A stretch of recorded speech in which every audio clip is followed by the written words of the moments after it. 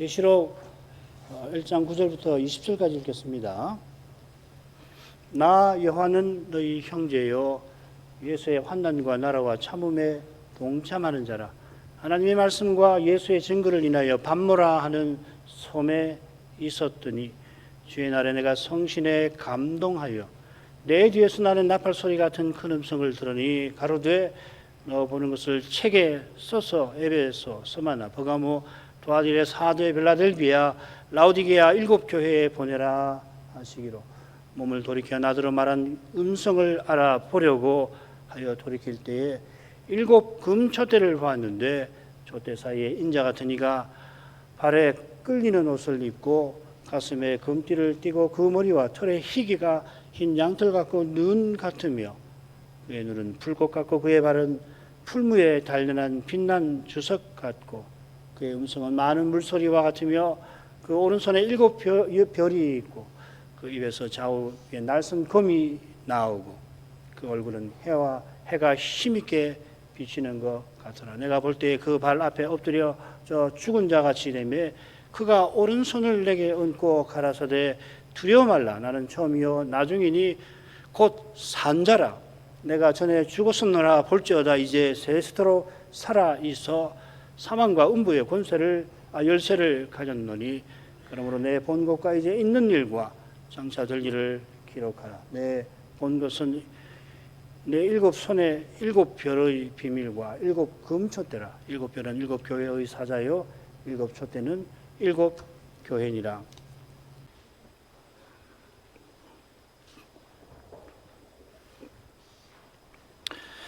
하나님께서 예수님에게 계시를 주셔서 종들에게 보이시고 그의 종 요한에게 지시하셨습니다. 이것은 뭐냐면 요한이 성신에 감동하여 이상들을 보고서 그 본 것을 쓰게 하시는 겁니다. 요한이 내가 보았다 하는 표현을 45번이나 쓴 것처럼 그가 60개 이상의 이상을 계시록에 기록합니다. 많은 이상 중에서 하늘 성소의 이상이 7번 나오고 이 성소 이상이 계시록의 얼개를 이루지 않나 저는 그렇게 생각해서 강서를 그런 줄거리로 전할 겁니다. 첫 번째 하늘 성소 이상이 계시록의 머릿말에 이어서 나오죠. 이 이상이 하늘 성소에 관한 거라 하는 사실은 무엇보다 영광의 주님께서 7 금촛대 사이에 계시는 그 장면에 있습니다. 이 금촛대가 하늘 성소에 있는 거 아니에요?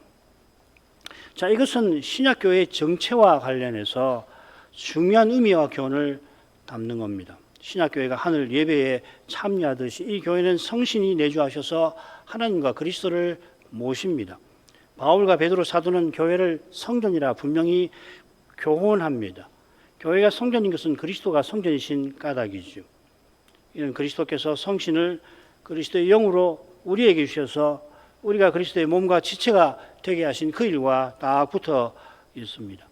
그리스도께서 성신을 주셨다는 것은 어린 양께서 7 눈을 갖고 계신 까닭이죠. 이 부활하실 때 성신과 그리스도가 하나 되신 그 일을 가리킨다 말씀드렸죠. 이 7 눈은 7 금촛대의 촛불이고 등불이고 이 등불이 곧 성신이십니다. 교회는 이렇게 신비한데요. 요한이 큰 음성을 보려고 몸을 돌려서 7 금촛대를 보았고 촛대 사이에 주님이 계시는 것을 뵙습니다. 그리고 주님의 모습을 그가 기록을 합니다. 보인 대로 기록한 거겠죠. 13절부터 16절까지 다시 한번 읽겠습니다. 촛대 사이에 인자 같은 이가 발에 끌리는 옷을 입고 그 가슴에 금띠를 띠고 그 머리와 털에 희기가 흰 양털 같고 눈 같으며 그의 눈은 불꽃 같고 그의 발은 풀무에 단련한 빛난 주석 같고 그의 음성은 많은 물소리와 같으며 그 오른손에 7 별이 있고 그 입에서 좌우에 날선 검이 나오고 그 얼굴은 해가 힘있게 비치는 것 같더라. 지난 시간 촛대 사이에 인자 같은 이가 계시는 그 사실을 조금 생각했지요. 아주 간단하게 말씀을 드렸는데 좀 부연하겠습니다. 인자 같은 이라고 하는 표현이 계시록 14장 14절에 한 번 더 나옵니다. 거기는 사람의 아들과 같은 이라고 번역을 조금 다르게 했습니다. 똑같은 표현이라고 알고 계십시오. 그것과 비슷한 표현이 다니엘 7장 13절에 나오는데 거기 인자 같은 이가 하늘 구름을 타고 영원 전부터 계시는 하나님 앞에 인도되시지요. 이 다니엘 7장의 이상이 2장의 이상과 결국 같은 것이므로 이 인자 같은 이는 다니엘 2장의 뜨인 돌이십니다. 뜨인 돌은 번제단 만드는 데 쓰는 돌인데 성전이신 그리스도를 가리킵니다. 다니엘은 장차 메시아가 오셔서 금은 노철이라고 하는 이 세상 제국을 다 멸하시고 영원한 성전 세우실 그 일을 느부갓네살의 꿈 이상에서 깨달았던 것입니다. 그 메시아께서 다니엘 7장의 이상, 곧 자기의 이상에서는 인자 같은 이로 나타나 보이시고 하늘 구름을 타고 하나님께 영원한 나라를 받으십니다. 자, 이것이 계시록 1장 7절의 핵심 내용입니다. 구름 타고 오실 메시아는 여호와 하나님이십니다. 그처럼 인자 같은 이가 요한에게 나는 처음이요 나중이라 밝히십니다. 이 칭호는 알파와 오메가 칭호와 같은 거고 이 알파와 오메가 칭호는 성부께 처음 8절에 사용되었죠. 아울러 성부와 동등이신 아들께서 사람이 되셨습니다. 죄 있는 육신의 모양으로 세상에 오실 만큼 우리와 하나가 되어주셨는데 이 모양이란 말하고 사람의 아들 같은 인자 같은이란 말이 사실은 같은 말입니다. 이런 분이 촛대 사이에 계십니다. 장차 구름 타고 오실 그분이 지금 교회를 세우고 계십니다. 그 일이 첫째 이상에 바로 이어지는 7 서신에 잘 드러날 겁니다. 장차 심판하실 주님께서 먼저 주님의 교회를 판단하십니다. 칭찬도 물론 하시지만 회개를 촉구하실 뿐 아니라 심판도 경고하십니다. 그 목적은 속히 오셔서 주를 믿고 고난을 참는 이에게 약속하신 나라를 주시고 주를 대적하고 교회를 핍박하는 이들에게 영원한 심판을 내리시는 데 있습니다. 주를 대적하고 교회를 핍박하는 이가 교회 밖에 있는 게 아니라 교회 안에 있는 거 아니에요, 그죠? 안에도 있는 거죠. 이런 목적을 향하여 주님께서 촛대 가운데 계시면서 즉 주님의 교회를 중심 삼으셔서 세상을 지금 다스리고 계시는 겁니다. 주님의 다스림을 받는 교회와 신자는 이 세상 역사의 현장에서 무엇보다 보아야 할 것을 주님의 교회에 초점을 두고서 찾는 것입니다. 이 시대에 우리가 무엇보다 보아야 할 것이 바로 세계적 배도의 현실입니다. 배도는 교회에서 일어나는 현상이죠. 이어 주님의 모습이 하나씩 요한에게 보입니다. 주님께서 발에 끌리는 옷을 입고 가슴에 금띠를 띠고 계십니다. 이것은 다니엘이 히데겔 강가에서 보았던 그 천사장과 흡사합니다. 이 천사장은 21일이 걸려서 여호와께서 전하라고 하신 계시를 다니엘에게 전달합니다. 다니엘이 천사장을 보고 죽은 사람처럼 되었듯이 지금 요한도 주님을 뵙고 그렇게 됩니다. 주님께서 요한에게 이미 말씀하셨고 또 말씀하실 겁니다. 나팔 소리 같은 음성으로 이미 말씀하셨고 그 모습을 묘사한 다음에 또 말씀이 17절 하반절부터 20절에 나올 겁니다. 천사장은 여호와께서 다니엘에게 전하신 계시를 하나님이 주라고 하신 계시를 전달합니다마는 주님은 친히 요한에게 계시를 베푸십니다. 이는 주님께서 그 선지자이신 동시에 하나님이신 사실과 붙어 있습니다. 요컨대 주님께서 구약시대 천사장과 같은 모습으로 요한에게 나타나신 것은 아버지께서 자기에게 주신 그 계시를 자기 종에게 보이고 지시하시기 위함인 것입니다. 이에 요한은 주님의 머리와 털의 희가 양털 같고 눈 같으며 그의 눈은 불꽃 같은 모습을 봅니다. 지난 시간 우리가 이 부분을 셋으로 나누었죠.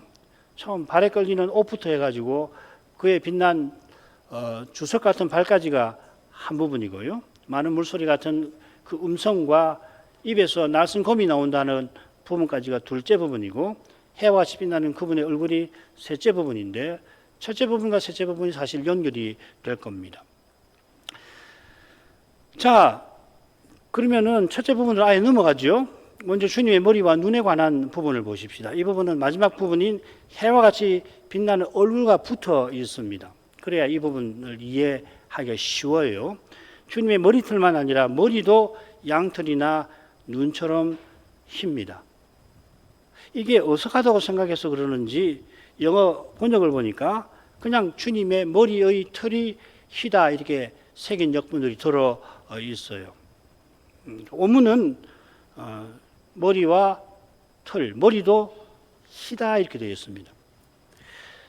그런데 얼굴이 해와 같이 빛나신 모습에 비춰보면 주님의 머리털만 아니라 머리도 하얗다 표현한 의중을 이해할 수 있을 것 같아요.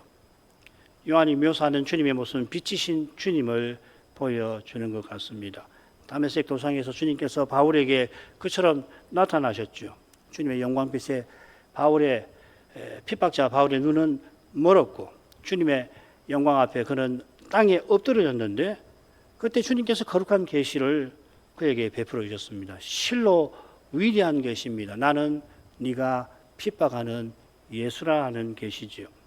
변화산에서 주님께서 변모되실 때에 얼굴이 해와 같고 옷이 빛과 같이 희어졌다 하였는데 부활하신 주님의 영광, 특별히 변화산에서 보이신 영광은 재림하실 때에 주님의 영광을 가리킵니다. 그게 베드로후서 1장 후반부 내용이죠.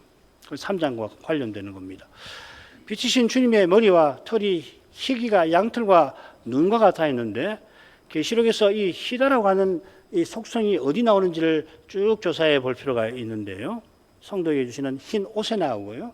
그 다음에 하늘 군대도 흰 세마포를 입고 있는데 그들이 흰 말을 타고 그리고 주님이 심판하실 때도 흰 말을 타시고 심판하실 때도 그 보좌는 흰 보좌, 소위 백보좌라고 하는 거죠.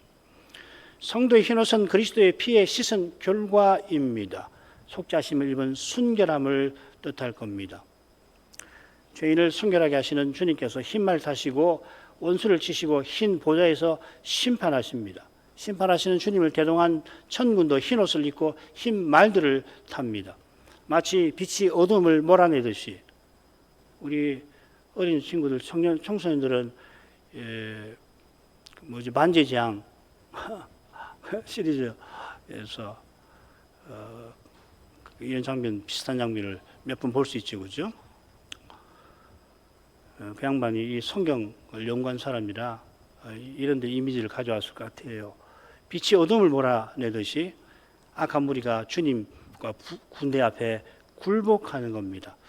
그래서 요한이 누구보다 속죄의 은혜를 의지하는 사도인데도 주님의 흰 머리와 머리털을 보고서는 여전히 자기 안에 부패한 본성이 있어서 죽음의 두려움을 느꼈던 겁니다.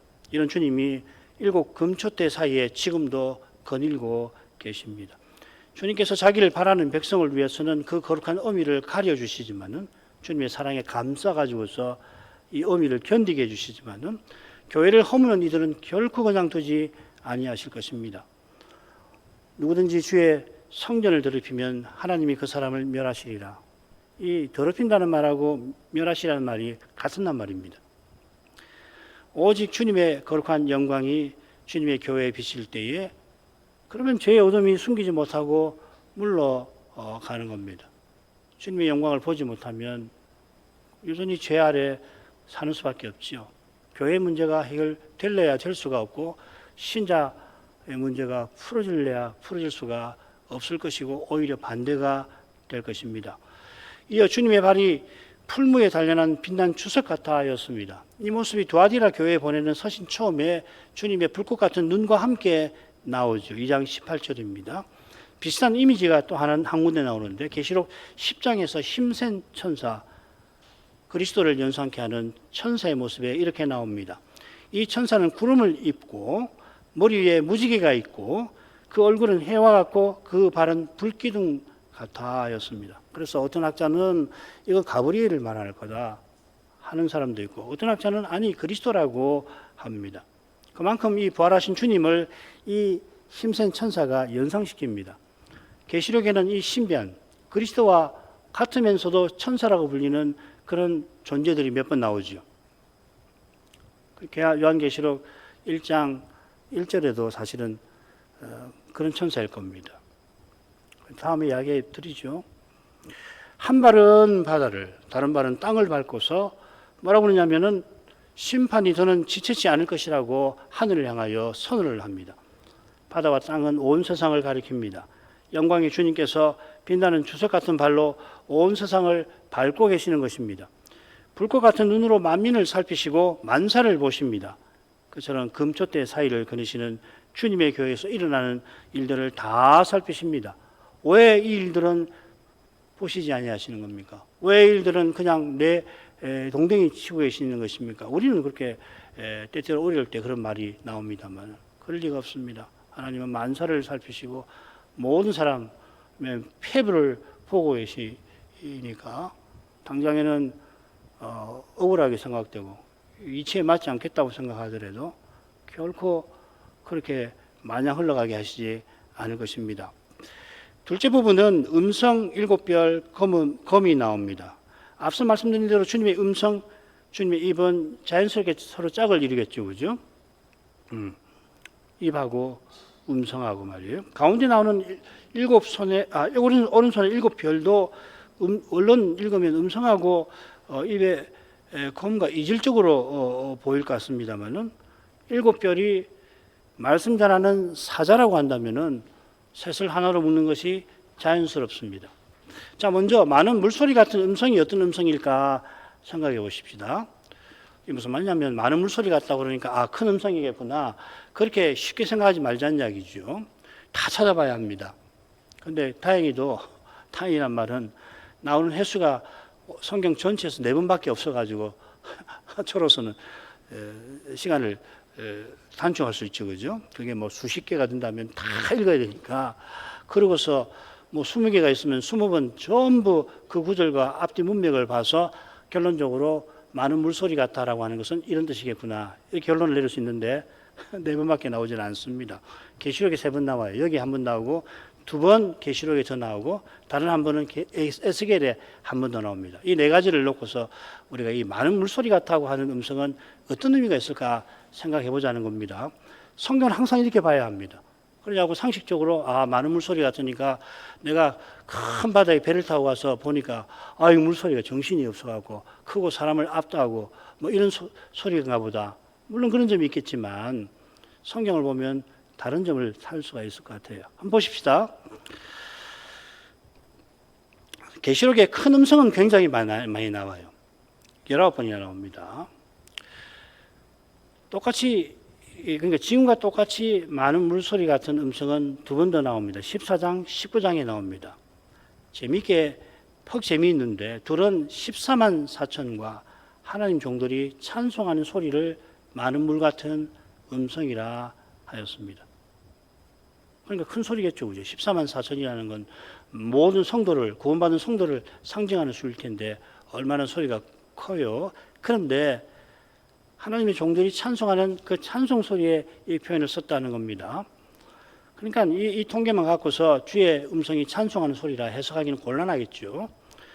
계시록 외에 이 음성이 하나님의 음성으로, 사람의 음성이 아니라 하나님 음성으로 에스겔에 한 군데 더 나옵니다. 읽겠습니다. 이스라엘 하나님의 영광이 동편에서부터 오는데 하나님의 음성이 많은 물소리 같고 땅은 그 영광으로 인하여 빛나니 그 모양이 내가 본 이상 곧 전에 성읍을 멸하러 올 때 보던 이상과 같고 그발 하숫가에서 보던 이상과도 같기로 내가 곧 얼굴을 땅에 대고 엎드렸더니 무서운 심판하러 오시는 영광구름의 광경과 비슷한데 거기서 하나님 음성이 나는데 많은 물소리 같다 하였잖아요. 그 영광구름 속에는 여호와의 보좌가 있고 그 보좌에서 하나님 음성이 들렸습니다. 그 음성이 많은 물소리 같다고 했는데 어떤 음성이냐면은 주의 영광의 성전으로 들어가시는 데에서 땅이 그 영광으로 인하여 빛나는 사실에서 심판받는 게 아니라 빛나는 거기서 이 많은 물소리 같다는 것이 무슨 의미인지를 짐작할 수 있습니다. 이 음성은 하나님의 구원을 전하는 음성이 분명합니다. 그래서 구원받은 성도들의 찬송을 많은 물소리 같은 음성이라고도 표현한 그것과 더하여 생각하면 요한이 배운 영광스러운 주님의 음성도 속히 오실 주님의 구원과 관련된 내용이라는 것을 우리가 충분히 짐작할 수가 있겠습니다. 자, 그것과 이미지에서 대조를 이루는 것이 주님의 입에서 나오는 날선 검입니다. 좌우에 날선 검이 나와요. 입에서 검이 나온단 말이에요. 검이 전쟁 도구이듯이 주님께서 심판을 위해서 이 검을 쓰십니다. 버가모 사자에게 보내는 서신 처음에 좌우에 날선 검을 가지신 분이라 자기를 밝히시고는 니골라당의 교훈을 따르는 자들과 내 입의 검으로 싸우겠다 하십니다. 장차 주님의 입에서 이한 검이 나와서 그것으로 만국을 치실 거라 하셨고, 짐승과 거짓 선자들을 불못에 던지신 후에 그 나머지는 말탄자의 입에서 나오는 검에 죽으리라 하십니다. 심판의 말씀이죠. 많은 물소리 같은 주님의 음성과 주의 입에서 나오는 날쌘 검 사이에 오른손 7별이 나옵니다. 이 7별이 7교회의 사자라 친히 풀어주셨습니다. 이 말씀에 바로 이어서 에베소 교회의 별 사자에게 보내는 서신에서 주님께서 오른손에 7별을 붙잡고 계신 사실을 알리십니다. 주님이 이런 분으로서 에베소 교회 사자에게 처음 사랑을 회복하라고 촉구하십니다. 이는 귀 있는 자가 성신께서 교회들에게 하시는 말씀을 듣게 하시는 거고, 그 결과로 이기는 자에게 영원한 구원을 베푸시기 위함인 겁니다. 그러나 어떤 교회에게는 베드로를 책망하고 심판을 경고하십니다.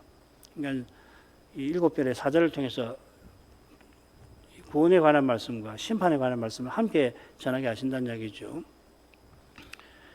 영광의 주님이 7별을 붙잡고 계신다는 것은 성신과 말씀으로 주님을 다스리는 거라 할 수 있겠습니다. 셋째 부분은 넘어가죠. 17절부터 20절로 가겠습니다. 내가 볼 때 그 발 앞에 엎드려져 죽은 자 같이 되매 그가 오른손을 내게 얹고 가라사대 두려워 말라. 나는 처음이요 나중이니 곧 산자라. 내가 전에 죽었었노라. 볼지어다 이제 세세토록 살아있어 사망과 음부의 열쇠를 가졌노니 그러므로 내 본 것과 이제 있는 일과 장차 될 일을 기록하라. 내 본 것은 내 오른손에 7별의 비밀과 7금 촛대라. 7별은 7교회의 사자요 7촛대는 7교회니라. 요한이 볼 때에 앞에 주님을 이라는 말이 있습니다. 그분을 볼 때에 죽은 자같이 되었습니다. 다니엘이 천사장을 보았을 때도 비슷했는데 기드온이나 이 삼손의 아버지 마누아도 여호와의 천사를 볼 때 심히 두려워하였고, 사가랴, 마리아 예수님 탄생 때에 가브리엘을 만나서는 가브리엘이 둘에게 두려워 말라 명령했지요. 요한도 이상을 보이던 천사들 앞에 엎드려 경배하려 합니다. 이는 천사의 거룩함과 권위를 느낀 까닭입니다. 더욱이 요한은 주님을 배웠으니 더욱 그러했던 겁니다. 요한이 주님의 거룩한 영광에 앞들여서 그 발 앞에 엎드려졌을 텐데 그 발도 빛난 주석 같으니 차마 고개를 들 수 없을 테고 아예 엎드려 죽은 자같이 되었던 겁니다. 그런 그에게 주님께서 오른손을 얹고 말씀하십니다. 비슷하게 다니엘의 기운이 빠져 결국 깊이 잠들었을 때 천사장의 한 손이 그를 어루만지고 일으켜 세웠습니다. 주님께서 오른손을 얹으신 것은 그가 하나님의 종 사자인 것과 무관하지 않겠지요. 물론 오른손이 구약에서 종종 힘의 상징인 것과 무관치도 않을 것 같습니다. 그러니까 오른손을 얹었다는 것은 요한이 힘과 담대함을 얻어서 주님의 말씀을 듣게 하려고, 전할 말씀을 받게 하려고 하셨다, 그런 뜻이라 생각됩니다. 그래서 오른손을 언급하신 것 같아요. 주님께서 두려워 말라 하시고 나는 처음이요 나중이라 하십니다. 우리가 1장 8절에서 이 선언의 의미를 이렇게 살폈습니다. 세상을 창조하시고 인생을 다스려서 지으시고 구원하시는 목적을 이루시는 여호와 하나님을 가리킵니다. 요한에게 나타나신 예수님이 이 여호와이십니다. 이 성호가 서머나 교회 사자에게 보내는 서신 처음에도 이렇게 나옵니다. 2장 8절 처음이요 나중이요 죽었다가 살아나시니가 가라사대. 처음과 나중이라는 칭호가 죽었다가 살아나신 그 일과 붙어서 나오는 것처럼 이어 주님께서 산자라 내가 죽었었노라 하고 요한에게 일러 주십니다.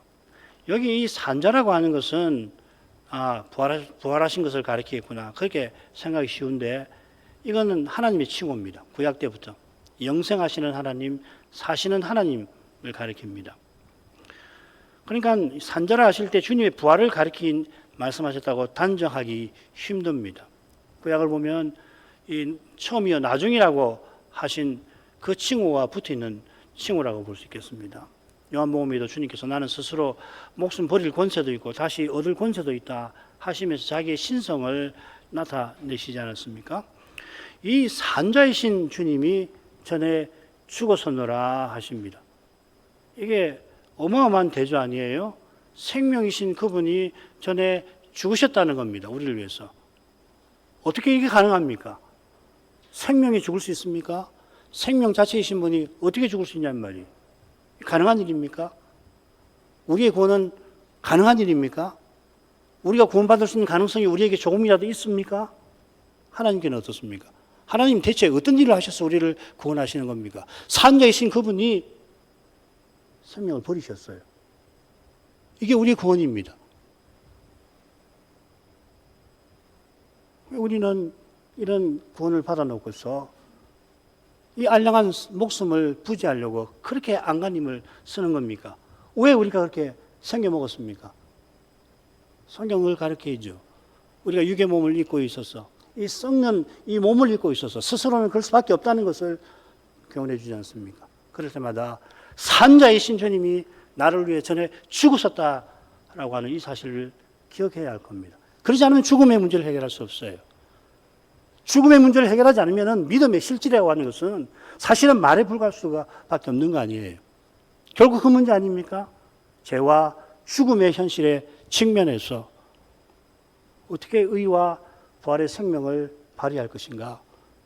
이게 우리가 죽을 때까지 이 땅 위에서 살아가는 가장 중요한 문제 아니고 뭡니까? 이 문제가 어떻게 돈을 벌어서 생계를 유지할 건가 하는 문제가 붙어 있습니다만은 본질에 있어서는 바로 이 문제 아니에요? 이 문제를 보지 못하고 이 문제를 그리스도 안에서 해결하지 못한다면은 결국 우리 믿음이라고 하는 것은 말뿐일 수밖에 없을 거라고요. 아무튼지 나는 산자라 하시고 그런 내가 전에 죽었었노라. 이 말씀을 우리가 쉽게 넘어가지 말고 오늘 하루라도 이 짧은 말씀에 담겨있는 신비를 묵상하고 우리에게 주신 구원은 얼마나 고귀한 것인가. 대체 주님은 어떤 분이시며 어떤 분이시기에 나에게 이러한 구원을 주셨단 말인가. 이런 구원을 나에게 주신 이유는 대체 무엇인가. 이 사람은 알량하게 살아가라고 그렇게 하신 것은 아니지 않느냐. 그럼 대체 이 구원을 주시는 목적은 어디 있는가? 왜 주님이 십자가를 반드시 지셔야만 하는가?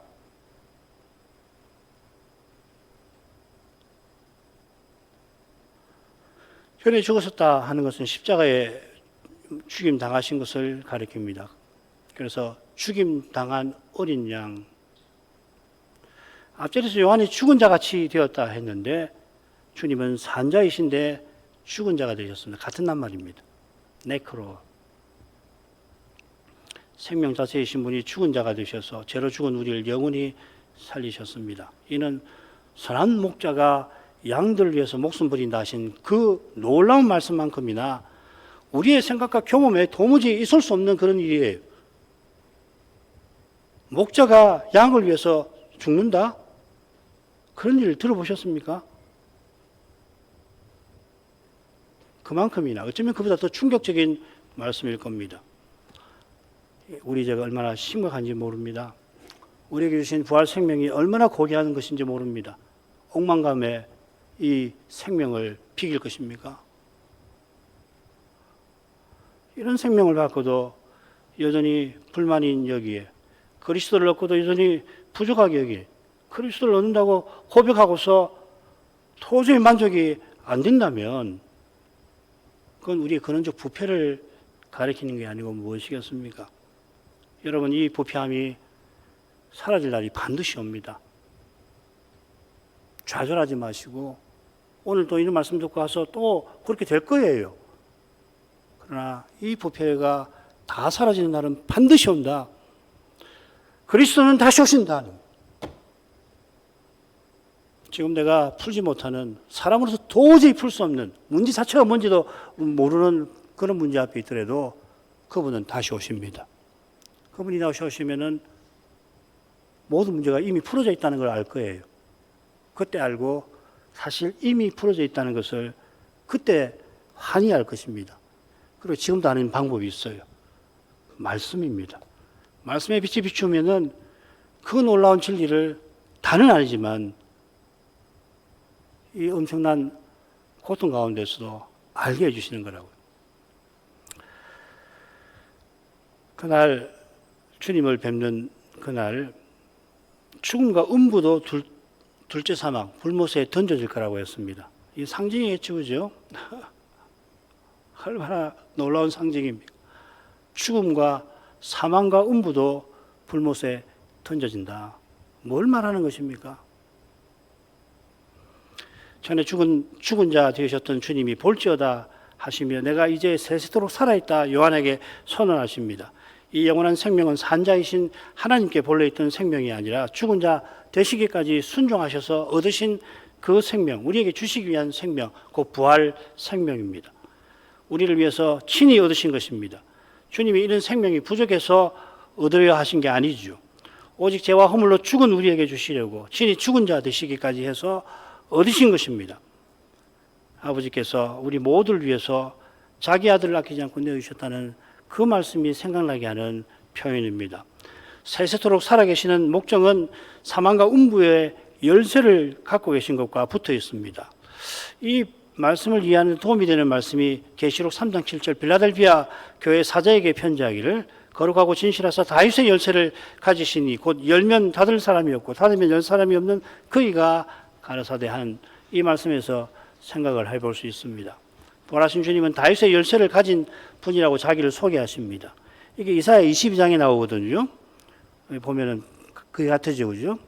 똑같은 말씀이라고 보면 됩니다. 그의 어깨에 다윗 집의 열쇠를 엘리야김이라는 사람에게 준다 하신 겁니다. 이 엘리야김은 그런데 오실 메시아를 드러내지 못하는 사람이에요. 왜냐하면 유다의 몰락으로 이어지니까요. 유다가 망해서 주님 오시기까지 다윗의 위는 오랫동안 비어 있게 됩니다. 마침내 다윗의 동네에 메시아가 나셨고 이 메시아는 다윗과도 비할 수 없이 하나님께 신실하고 철저히 순종하십니다. 그 결과 메시아는 십자가 부활로 다윗의 위에 영원히 오르십니다. 이게 다윗의 열쇠를 가지신 것입니다. 다윗의 열쇠를 가지신 메시아는 하나님 나라를 다스리십니다. 원하는 자를 그 나라에 들이시고 원치 아니한 자는 그 나라 들어오지 못하고 막고 들어온 자를 내쫓으시는 분입니다. 이 나라는 영원한 나라이고 그 나라에 들어가는 이가 영원히 삽니다. 그는 주님이시니 사망과 음부의 열쇠를 쥐고 계시는 겁니다. 그분은 사망과 음부마저도 장차 불못에 던져서 새 예루살렘에 다시는 사망이 없게 하실 것입니다. 주님이 자기가 누구며 어떤 일을 행하고 어떤 권세를 지니고 계시는지를 밝히신 터에서 이제 명령하십니다. 내 보는 것과 이제 있는 일과 장차 될 일을 기록하라. 이 명령은 요한이 이 성신에 감동되던 그때 자기 뒤에서 들리던 음성의 명령과 같으죠. 내 보는 것을 책에 써서 7교회에 보내라. 내 보는 것 이것이 곧 네 본 것과 이제 있는 일과 장차 될 일일 겁니다. 계시록 연구하는 어떤 학자들은 네 본 것은 1장 12절부터 16절 내용이고 지금 있는 것은 계시록 2장 3장이고 그 다음 4장 이후부터는 장차 될 일이라 아주 흥미롭게 세수로 나눕니다만은 이 해석을 받아들이기 쉽지가 않아요. 받아들이기 어렵습니다. 계시록에는 주님이 행하셨고 행하고 계시고 앞으로 행하실 일들이 반복적으로 나오는데 내 본 것, 이제 있는 일, 장차 될 일도 마찬가지입니다. 그처럼 한글 개역처럼 20절을 새기면 20절은 19절에서 말한 내 본 것이 되잖아요. 그죠? 내 본 것, 이제 있는 일, 장차 될 일을 기록하라. 그리고 20절 보니까 내 본 것은 내 오른손에 있는 7별의 비밀과 이렇게 되어 있잖아요. 근데 번역을 좀 고쳐야 합니다. 곧 네가 내 오른손에서 본 7별의 비밀과 또 금촛대라. 7별은 7교회의 사자요 7촛대는 7교인이라. 이렇게 생기면 요한이 기록해야 할 계시는 7교회의 비밀과 7교회가 될 겁니다. 이런 계시록 처음에 예수 그리스도의 계시와 붙여 생각하면 좋습니다. 그리스도께서 7별을 오른손에 쥐고서 그 금촛대 사이를 거니시는 분이십니다. 자기 사자를 통해서 교회에 말씀을 전해주시고 친히 이루십니다. 계시록 10장 14절 7째 천사가 소리 내는 날 그 나팔을 불게 될 때 하나님의 비밀이 그 종 선자들에게 전하신 복음과 같이 이루리라. 요한이 받아 전하는 비밀은 그리스도에 관한 비밀이어서 당연히 교회에 관한 것이 되는 겁니다. 이는 바울 사도가 에베소서에 전한 것과 일치합니다. 그리스도께서 역사를 다스리고 계셔서 그리스도의 몸이 그리스도 안에서 역사의 중심에 놓입니다. 역사가 어떻게 전개되어 가는지를 아는 것이 믿음의 길을 행하는데 참으로 중요한데, 그리스도 교회에서 어떤 일이 나는지, 그러니까 자기 교회만 아니겠죠, 그죠? 이 세상, 이 시대 그리스도 교회에서 일어나는 일이 무언가를 아는 것이 무엇보다 중요합니다.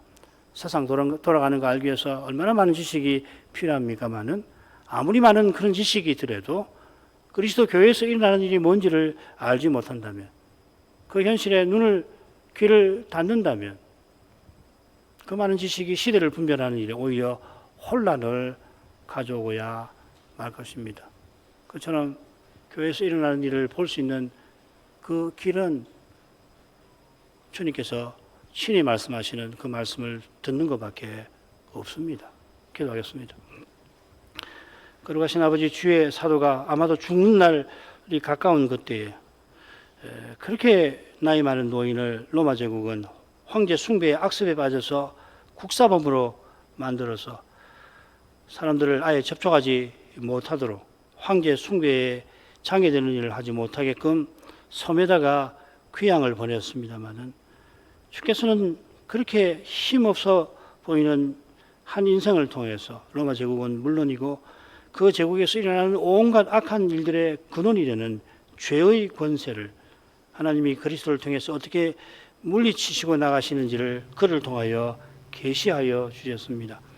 이 계시가 성경에 기록되게 하셔서 오고 오는 시대의 교회와 신자들이 사람 눈에는 심히 열악한 처지에 내몰려 있더라도 이 세상이 마음껏 무시할 그 믿음으로 말미암아 오히려 이 세상이 내놓지 못하는 신비한 능력을 그리스도께 받아 나타낼 수 있게 하시나이다. 아버지여, 그 증거가 바로 그리스도의 교회가 그리스도의 몸다우게 존재하고 있고 그리스도를 드러내는 거기에 있사오니, 이 진리를 참으로 깨달아서 주께서 주시는 그 구원의 영광, 산자이신 주님이 내가 전에 죽었었노라 말씀하시는 거기서 주께서 어떤 구원을 주셨는지, 그 영광이 무엇인지를 터득하게 하시고, 그런 말미암아 담대하게 저 복된 순간을 향하여 이 나라에도 전진할 수 있도록 저희를 주장해 주시옵소서. 예수님 이름으로 기도합니다. 아멘.